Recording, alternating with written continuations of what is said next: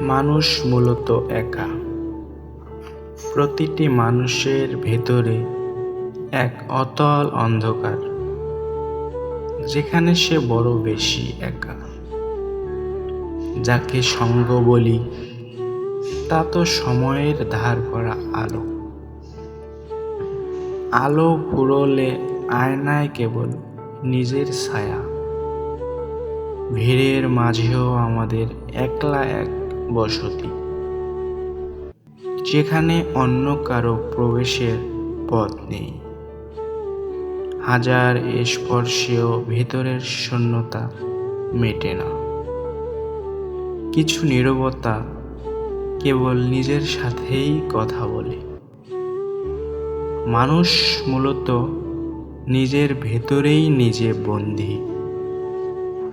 বাকি সবটুকু একা থাকার ভয় লুকানোর অভিনয়।